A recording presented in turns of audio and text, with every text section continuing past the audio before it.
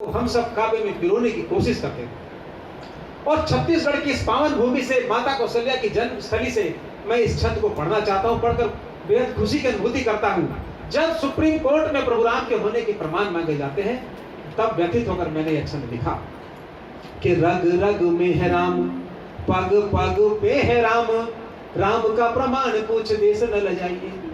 और शबरी के भाव में है, केवट की नाव में है, राम जी दिखेंगे आप खुद को जगाइए। बहुत धन्यवाद। और राम संस्कार में है, आपस के प्यार में है, भरत सरीखे आप भाई बन जाइए। और राम सुप्रभात में है, राम मीठी बात में है, राम राम बोल जग अपना बनाइए। कि राम राम है आज की, राम रखेंगे खैर, अपनी सबसे दोस्ती नहीं किसी से। और प्रभु श्री राम ने जो पथ हमें दिखलाया है, जो पथ हमें बताया है, वो पथ सच्चा है, वो पथ अच्छा है। मैं तो नाम के आगे राही लिखता हूँ, मगर अक्सर भटक जाता हूँ। उनका फिर पुनः प्रभु श्री राम को याद करता हूँ और फिर अपनी राह। अभी वो श्रृंगार का गीत पढ़ रहे थे, मैं तो डर रहा था कहीं फिर भटक न जाऊं। कौशल्या जी की गोद में हूँ कि पथ आपका है एक, प्रभु श्री राम ने जो कि पथ आपका है एक, पथ आपका है नेक, प्रभु राम पथ आप वाला मुझे दीजिए। और देश हित का विवेक सदा रहे पास मेरे, छल वाली गलियों से मुझे दूर कीजिए। और राज की न कामना हो, न्याय वाली भावना हो, राग द्वेष प्रभु मेरे सारे हर लीजिए। और सत्य से न विचलित कर सके कोई मुझे, हरा रहूं हरि मेरे मुझको भी सींचिए। कि राम भले दिखते नहीं, दिखे नहीं हनुमंत, करते हैं लेकिन वही विपदाओं का अंत। करते हैं लेकिन वही विपदाओं का अंत।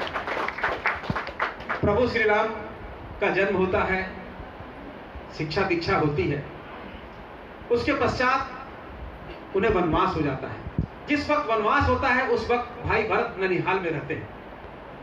जब वापस आते हैं उन्हें पता चलता है कि प्रभु श्री राम को वनवास हो गया और तात दशरथ भी स्वर्ग से जा चुके हैं। विलखने लगते हैं, विलाप करने लगते हैं। तब मुनि वशिष्ठ उन्हें समझाते हैं कि सुनाऊं भरत भावी प्रबल, बिलख कहे मुनिनाथ, हानि लाभ जीवन मरण, यश अपयश विधि हाथ। तब मैंने एक क्षण लिखने की कोशिश की कि वनवास राम जी को तात भी सिधार गए, सुनते ही भरत पे वज्रपात हो गया। आंसुओं की धार बहे, मन में विचार यही, मेरे पीछे मुझसे ये कैसा घात हो गया। और कौशल्या के गले लग रोते रोते पूछते हैं, मुझसे विधाता रुष्ट कैसे मात हो गया।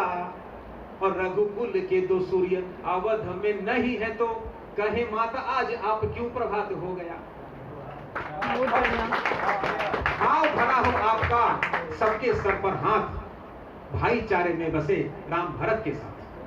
और जब फिर पैदल ही खोजने के लिए निकल जाते हैं, माताएं समझाती है कि भरत अगर तुम इस प्रकार पैदल ही चल पड़ोगे तो प्रभु राम तक कैसे पहुंचोगे, सारी जनता तुम्हारे पीछे पैदल चलेगी। तब रथ में बैठते हैं और त्रिवेणी के तट पर आते हैं, संगम में प्रयागराज में। और त्रिवेणी के जल को, संगम के जल को अंजुनी में भरकर क्या बोलते हैं। शांत रस का एक क्षण आप सबके बीच में रख रहा हूँ। प्रभु श्री राम के जीवन चरित्र में काव्य के सभी रस देखने को मिलेंगे। तब एक शांत रस का क्षण कि त्रिवेणी के तट पर मांगते हैं क्या भरत, तनिक विचार हम आज कर लेते हैं। कि त्रिवेणी के तट पर मांगते हैं क्या भरत, तनिक विचार हम आज कर लेते हैं। अंजुरी में जल लेके करते प्रणाम और नैनों में राम जी की छवि भर लेते हैं। धन नहीं, द्रव्य नहीं, सत्ता नहीं मांगते हैं, राम जी का नेह मिले यही वर लेते हैं। और कामना नहीं है कुछ, काम के नहीं है बस, प्रेम से भरत हरि को भी हर लेते हैं।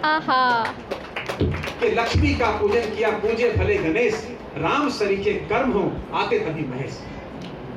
और फिर सारी घटनाएं आपको मालूम है। मेरी जो कृति प्रभु राम की कृपा से जो मैं लिख पाया, रग रग में है राम, उसमें 109 छंद है। एक छंद और रखता हूं, उसके बाद एक गीत का मुखड़ा आप सबके बीच में रखूंगा। रावण दुष्ट दशानन का वध होता है प्रभु श्री राम के वाण से।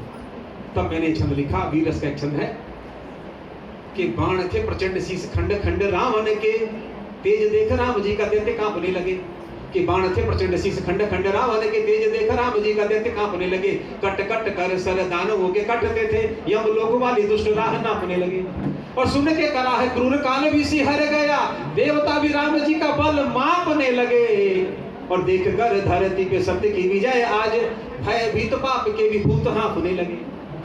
क्या बात है। कि मीठी वाणी से बने बिगड़े सारे काम, दिल में रखकर हित को बोलो जैसे। बोलो जय श्री राम।